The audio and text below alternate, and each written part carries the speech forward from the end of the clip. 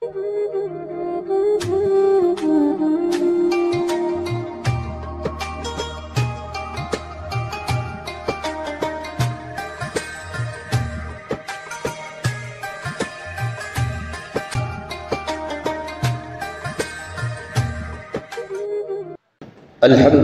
Rabbil Alamin, nahmaduhu wa nasta'inuhu wa nastaghfiruh wa na'udhu billahi min syururi anfusina wa min sayyiati a'malina.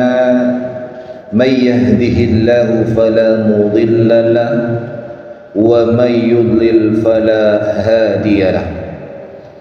Asyhadu an la ilaha illallah wahdahu la syarika lahu wa asyhadu anna Muhammadan abduhu wa rasuluhu la nabiyya ba'dah.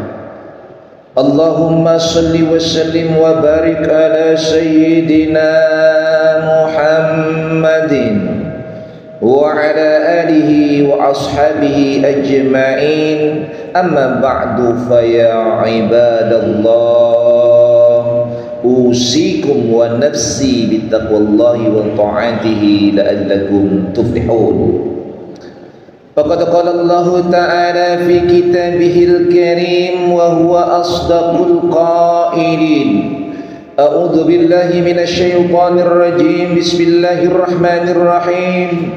Ya ayyuhalladzina amanu taqullaha haqqa tuqatih wa la tamutunna illa wa antum muslimun. Wa qala Rasulullah sallallahu alaihi wasallam, iyyakum wal hasada fa innal hasada ya'kulul hasanati kama ta'kulun narul khatabah. Sadaqallah wa sadaqa rasuluhun nabiyul habibul karim wa nahnu ala dhalika minasy syahidin wasyakirin walhamdulillahi rabbil alamin. Ma'asyiral jamaah salat Jumat yang dirahmati dan dimuliakan Allah Subhanahu wa ta'ala. Ketika iblis diperintahkan Allah untuk bersujud kepada Nabi Adam alaihissalam, dia menolak dan membangkang. Penolakan dan pembangkangan itu disebabkan karena kesombongan. Kesombongan lahir dari rasa iri dan dengki atau hasad yang ada di dalam diri iblis. Maka inilah kejahatan dosa pertama kali dalam kehidupan yang digambarkan Allah kepada kita, yang kemudian manusia Adam dan keturunannya termasuk kita di dalamnya hidup dalam kehidupan dunia ini. Dan hasad, iri dengki itu kemudian diwarisi iblis kepada Qabil, di mana Qabil membunuh saudaranya Habil karena dia hasud, karena dia iri dan dengki, maka kemudian tega menghabisi nyawa saudaranya. Lalu kemudian tiba kepada masa Nabi Muhammad SAW. Kita mengenal ada di situ Abu Lahab, Abu Jahal, Abu Sufyan, yang mereka pada dasarnya masih famili, masih saudara. Bahkan kita kenal Abu Lahab adalah pamannya Nabi Muhammad SAW. Tapi dia paling benci beserta dengan istrinya, sangat benci kepada Nabi Muhammad SAW. Kenapa benci? Karena dia hasad, karena dia iri dan dengki kepada Nabi Muhammad SAW. Lalu tiba kepada masa perjuangan para pahlawan bangsa ini. Kita mengenal berapa orang pahlawan yang dijebak oleh saudaranya. Misalnya Sultan Hasanuddin yang di Banten dijebak oleh saudaranya, yang dia iri dengki dengan posisi dan kedudukannya. Atau banyak pahlawan-pahlawan yang dijebak oleh orang-orang terdekatnya karena iri dan dengki. Inilah hasad yang oleh para alim ulama didefinisikan tamanni jawali ni'mata mahsudi wa husuliha lil hasadi. Yang dimaksud dengan hasud adalah menginginkan nikmat yang didapatkan orang lain berpindah kepada dirinya, menginginkan agar nikmat yang dianugerahkan kepada orang lain dirinya yang mendapatkannya, sehingga dia ingin dengan berbagai macam cara melakukan upaya untuk agar nikmat itu beralih kepadanya. Inilah hasud, penyakit yang sangat luar biasa yang bisa menjerumuskan manusia ke jalan ke lembah kehinaan dan kenestapaan. Lalu apa sih penyebabnya hasud? Setidaknya ada 4 yang menjadi penyebab hasud. Yang pertama adalah karena kurang iman. Iman ini, kalau iman kita lemah, baru diuji dikit udah lupa sama Allah, baru diberi rezeki dikit sudah tidak lagi rajin ke masjid, baru dikasih usahanya maju lupa sholat.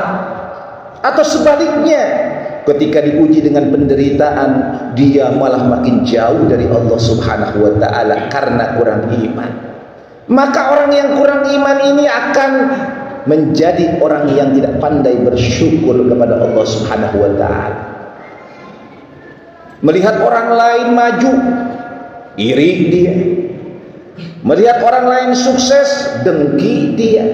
Karena kurang iman, kurang syukur, matanya hanya memandang ke atas, tidak pernah melihat ke bawah.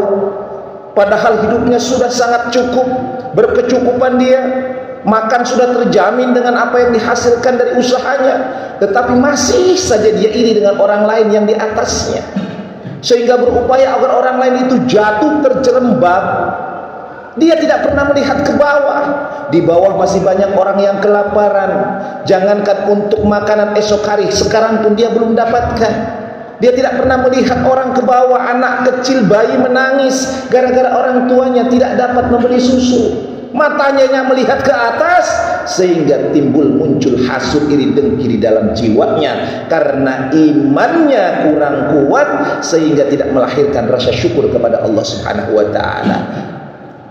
Maka kalau orang sudah tidak pandai bersyukur, maka hidupnya akan penuh dengan kesusahan dan penderitaan. Iya, dia kaya, tetapi kekayaannya tidak membuat dia bahagia. Iya, pekerjaan usahanya banyak, tetapi pekerjaannya tidak membuat hatinya bahagia. Inilah karena kurang iman. Lalu penyebab hasud yang kedua adalah kebencian dan permusuhan. Bersainglah dia dalam kontestasi pilkada, bersainglah dia dalam perebutan jabatan dan kedudukan. Kadang-kadang kalau iman gak kuat, muncul kebencian, kedengkian, sehingga timbul permusuhan. Sehingga kita bisa melihat banyak, walaupun tidak semuanya, ketika terjadi kontestasi, maka lawan politiknya berusaha mencari hal-hal yang bisa menjatuhkan lawannya, walaupun itu secara agama sangat bertentangan dengan syariat. Inilah kebencian dan permusuhan. Makanya kita boleh berkompetisi, kita bisa berlomba, tetapi harus fair, sebagaimana permainan sepak bola. Indonesia kemarin menang, alhamdulillah, dengan Saudi Arabia. Selama 90 menit lebih boleh kita bertarung di lapangan dengan fair, sesuai dengan aturan, kerahkan segenap kemampuan. Tetapi setelah peluit ditiup oleh wasit tanda selesai permainan, maka jadilah kita bersaudara kembali. Itu yang disebut dengan perlombaan kompetisi. Bukan peluit sudah ditiup di lapangan, di luar lapangan berantem, ribut, sampai bahkan menjadi musuh berkepanjangan. Ini karena disebabkan kebencian dan permusuhan. Lalu penyebab hasud yang ketiga adalah ambisi dan keserakahan. Ini luar biasa nih, banyak orang karena ambisi, karena keserakahan, gak peduli dia kawan, gak peduli dia saudara family, asalkan dia sukses, gak peduli lagi itu saudara mati. Bahkan kita lihat ambisi keserakahan ini bisa menimpa saudara dalam satu keluarga. Dalam buah waris banyak terjadi seperti itu. Karena kebiasaan di kita ini, kalau waris ini biasanya ditunda dulu. Kalau masih ada orang tua satu, nggak mau dibagi warisnya tuh. Kita punya orang tua meninggal satu, ntar dulu, bapak masih ada, ntar dulu, ibu masih ada. Nah, ketika yang terjadi banyak kasus. Kasusnya apa? Bapaknya kawin lagi. Belum lagi kasus yang lain, bapaknya panjang umur, anaknya mati duluan. Maka akhirnya berribet. Belum lagi pengalihan tentang surat-surat kepemilikan yang secara sembunyi-sembunyi dilakukan. Belum lagi ada wasiat-wasiat yang tidak semestinya. Maka di antara keluarga timbul permusuhan karena ambisi dan keserakahan. Oleh karenanya biasakan kalau bab waris itu jangan ditunda-tunda. Setelah pengurusan jenazah selesai, semua sudah beres, maka keluarga dikumpulkan. Kemudian diestimasi, ada hutang, ada kekayaan, kemudian dibagikan secara syariat agar tidak muncul fitnah di kemudian hari. Yang sering terjadi kan begitu di kita ini, ribut masalah warisan. Yang warisan itu hanya satu petak rumah, sampai golok-golokan. Ini hati-hati ya, ini ambisi dan keserakahan. Dan yang keempat, yang terakhir, yang menyebabkan hasud adalah lingkungan. Hati-hati, kita bergaul dengan siapa? Ar-rajulu ala dini akhihi. Jadi seseorang itu tergantung siapa? Akhi khalil, saudara, teman setianya. Maka kalau kita berteman dengan maling, kita nggak maling, sekarang nggak maling, besok-besok jadi maling kita. Kalau kita berteman dengan tukang mabok, mungkin sekarang nggak mabok, tapi besok-besok bisa jadi itu minuman dicekokin sama orang yang mabok. Hati-hati kita berteman. Bertemanlah dengan orang-orang yang soleh. Bertemanlah dengan ustadz kiai. Kita sih ngaji biasa-biasa saja, tapi karena kita gaulnya sama ustadz, sama ajengan, sama kiai, besok-besok kita dipanggil ustadz juga. Padahal kita kagak pernah pesantren. Itulah sebagaimana ungkapan bahwa bergaullah kita dengan penjual minyak wangi, maka insya Allah kita akan ikut wanginya. Tapi jangan bergaul dengan tukang pandai besi, karena kita akan tercepet dengan percikan apinya. Jadi hati-hati dengan lingkungan, hati-hati dengan teman-teman kita di pekerjaan, di rumah, dimanapun kita, selektif terhadap memilih teman yang setia.